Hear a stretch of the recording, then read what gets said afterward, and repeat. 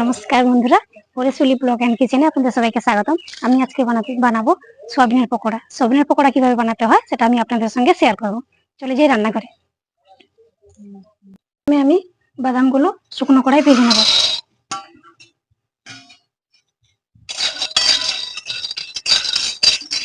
বাদামগুলো অর্ধেক ভাজা হয়ে এসছে। আমি এবার দুটো শুকনো লঙ্কা দিয়ে দেবো। শুকনো লঙ্কা দিয়ে ভালো করে নেড়ে চেড়ে ভেজে নেব। তারপর আমার বাদাম ভাজাগুলো হয়ে গেছে, এবার আমি নামিয়ে নেব।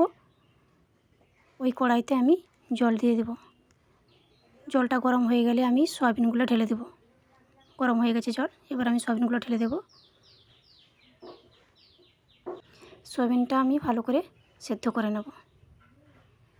ভালোভাবে সেদ্ধ না করে নিলে আমার পকোড়াটা করতে সুবিধা হবে না। সেদ্ধ করে নিলে পকোড়া করতে সুবিধা হবে।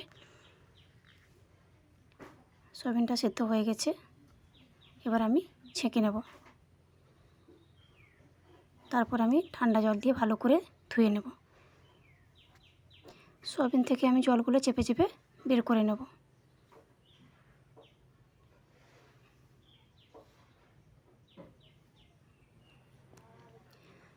এবার আমি এই সয়াবিন আর বাদামগুলোকে একসঙ্গে পেস্ট করে আনব।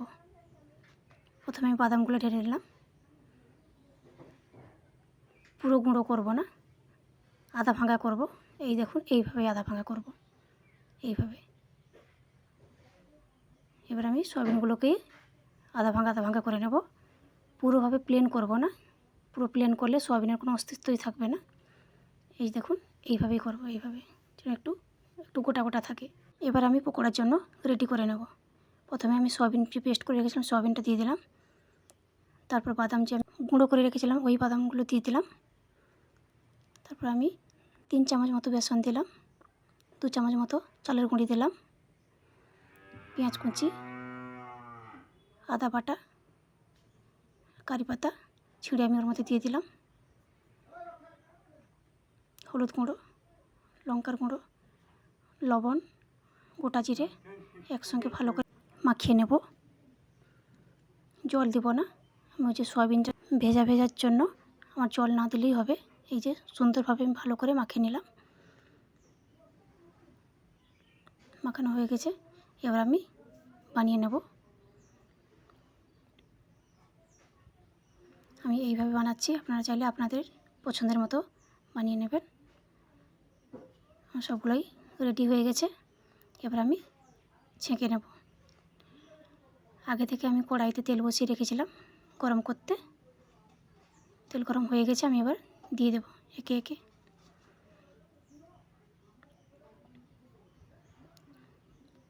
হ্যাঁ, গ্যাসের আঁচটা লো ফ্লেমেই ভাজবো, নাহলে উপরে হয়ে যাবে, ভেতরে কাঁচা থেকে যাবে।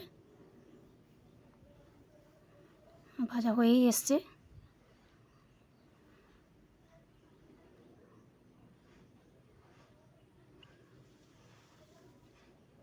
এবার আমি ছেঁকে নেব।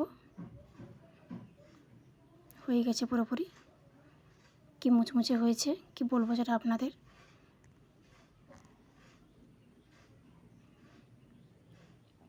এবার বাকিগুলোও আমি একইভাবে ভেজে নেব।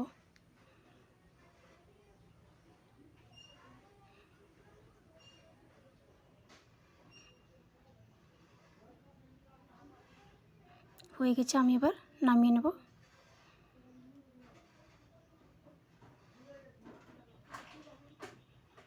কত সুন্দর দেখাচ্ছে দেখুন, আর কত মুচমুচে হয়েছে। এইভাবে কত সহজেই আপনারা বাড়িতে বানিয়ে ফেলতে পারবেন। আমি একটা ভেঙেই দেখাবো। দেখুন কত খাস্তা হয়েছে, কত মুচমুচে হয়েছে। আমি একটা খেয়েই বলবো কেমন হয়েছে। যা স্বাদ হয়েছে কি বলবো। বাদামটা দেওয়ার কারণে স্বাদটা আরও বেড়ে গেছে। আপনারা এইভাবে বাড়িতে একবার বানিয়ে দেখে খুবই ভালো লাগবে আপনাদের। ঠিক আছে বন্ধুরা, টাটা।